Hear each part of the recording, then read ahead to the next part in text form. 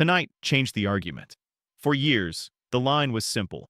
Iran could threaten Israel, arm proxies around Israel, bleed Israel through the region, but hitting targets deep inside Israel directly, at scale, from Iranian territory?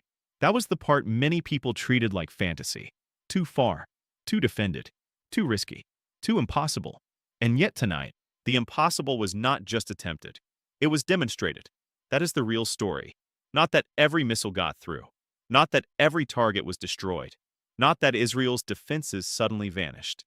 The story is that a country sitting hundreds of miles away proved it could force sirens, force shelters, force interceptions, and in some cases force impacts deep inside one of the most heavily defended states on Earth. That is the shock. Because once something moves from theory to reality, the map changes. The psychology changes. The deterrence equation changes. And the question stops being, can this happen? The question becomes, how often can this happen? How much damage can it do next time? And what does Israel do now? That is where this gets serious. Iran's first direct attack on Israel in April 2024 already broke a major barrier. It sent more than 300 drones and missiles toward Israel. And even though Israel and its partners intercepted the vast majority, that attack still showed something huge. Iran was willing to step out from behind the proxy model and attack openly from its own territory. Then in June 2025, Iranian missile barges again reached central and northern Israel, hitting places like Tel Aviv and Haifa, and later reporting indicated that some military sites were struck as well. That is why tonight matters in a bigger way. It is not one isolated flash. It is part of a pattern that is getting harder to dismiss. And here is the first thing most people get wrong when they hear deep inside Israel. They imagine one clean military miracle, one perfect breakthrough, one moment where all defenses failed at once. That is not how modern missile warfare works. This is not a movie scene where one side pushes a button and the other side is suddenly helpless. It is about saturation, timing, decoys, trajectories, volume, radar pressure, reaction windows, the cost of interceptors, the physics of distance, the simple fact that no shield is literally a wall. A shield is a filter, and every filter has a limit. That is the first framework you need tonight. Missile defense is not about making impact impossible.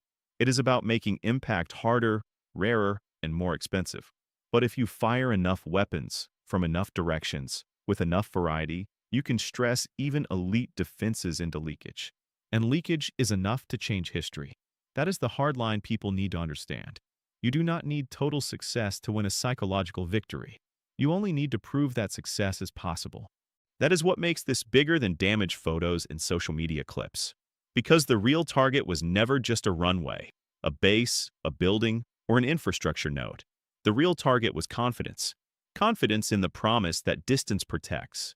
Confidence in the promise that technology catches everything. Confidence in the promise that the battlefield can be contained at the edges. Tonight, that promise looked thinner. And once public confidence gets hit, the military story becomes political almost instantly. Because now Israeli leaders do not just have to answer what was intercepted. They have to answer what got through. They have to answer why it got through.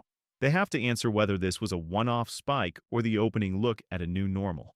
And that is where pressure rises very fast. This is the second thing people miss.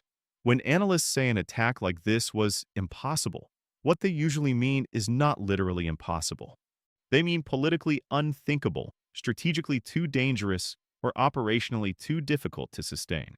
But history keeps humiliating that word. Impossible often just means nobody wanted to believe the other side was willing to pay the price. Until they do. And Iran has been building toward that possibility for years. Not overnight. Not in some sudden burst of improvisation. Through missiles, drones, dispersion, proxy warfare, redundancy, and doctrine built around the idea that if it ever had to answer Israel directly, it would answer with range and mass, not just rhetoric. That does not mean Iran is unstoppable. Far from it. Israel's defenses are still among the most layered in the world, and the record shows they have intercepted massive barges before. In April 2024, Israel said about 99% of the incoming threats were intercepted, with help from partners including the United States and others. But that is exactly why tonight is such a headline. If a system that good still leaks under pressure, then the strategic conversation changes from can they reach us to how much can they force us to spend, mobilize, interrupt, and absorb each time they try. That is not a small shift. That is the shift. And here is where the viral, dramatic version of this story usually goes wrong. It turns everything into absolutes. Either Iran shattered Israel's defenses, or the attack failed completely. Both are lazy. Both miss the point. The truth lives in the middle.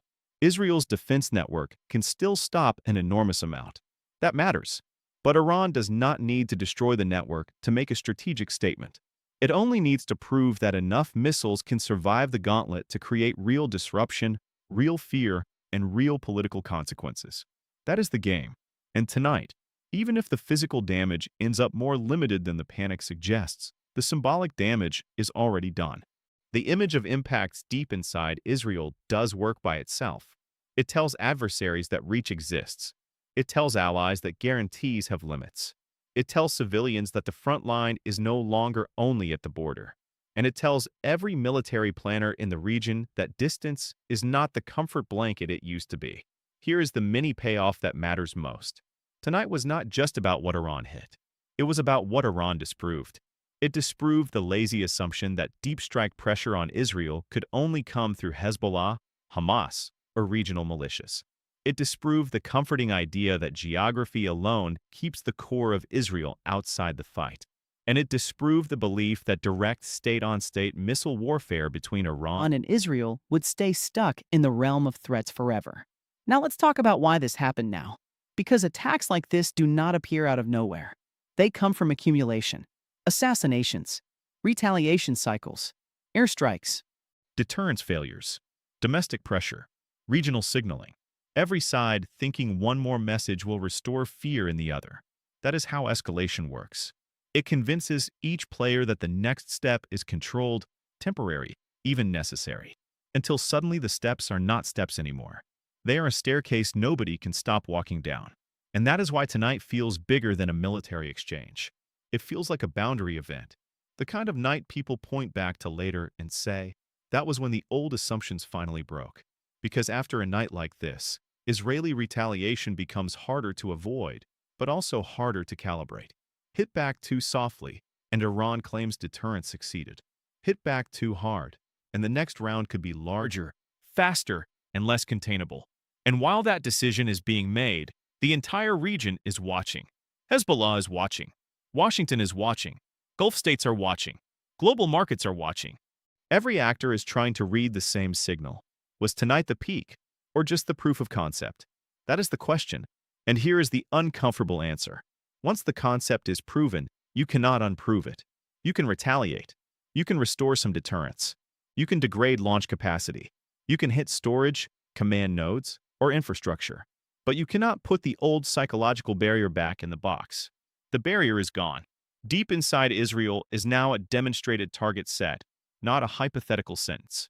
That changes how civilians think. It changes how investors think. It changes how governments think. And most of all, it changes how future crises will be priced in real time. Because the next time tensions spike, nobody will be able to say, relax, they cannot do that. Now everyone knows they can try. And in strategic affairs, the fear created by a proven capability often matters almost as much as the capability itself. That is why this moment is dangerous even if it ends by morning. A single night can rewrite the next 5 years of military planning.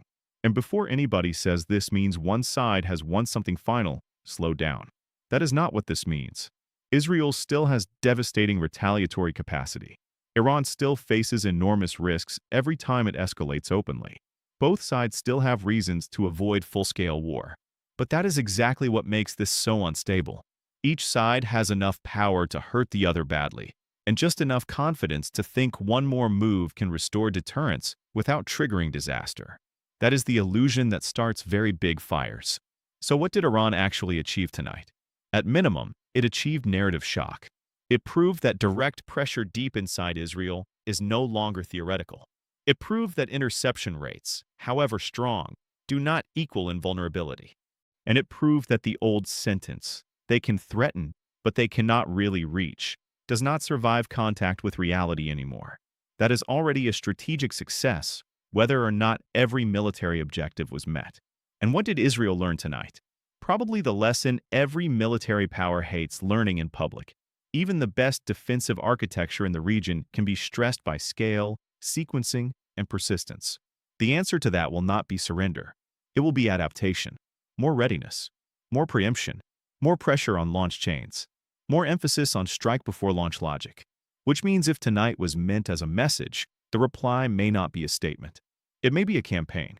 That is why this story matters so much to an American audience, too. Because the United States is not just watching from a distance.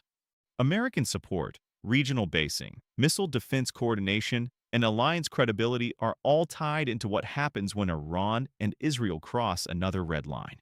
The moment these attacks reach deep inside Israel, this stops being a local exchange in the public imagination. It becomes a test of the wider security architecture Washington has spent decades helping build. And if that architecture looks penetrable, even briefly, then the political ripple travels far beyond the blast zone. So no, the real headline tonight is not simply that Iran launched missiles. The headline is that the attack many people treated as too difficult, too risky, too far, and too costly has now entered the world of real events.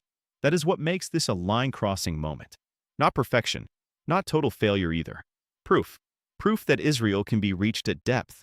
Proof that defense can be saturated. Proof that deterrence in this conflict is no longer a clean one-way story.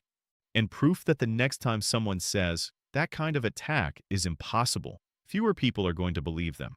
Because after tonight, impossible looks like a word from an older version of the Middle East. And that version may already be gone.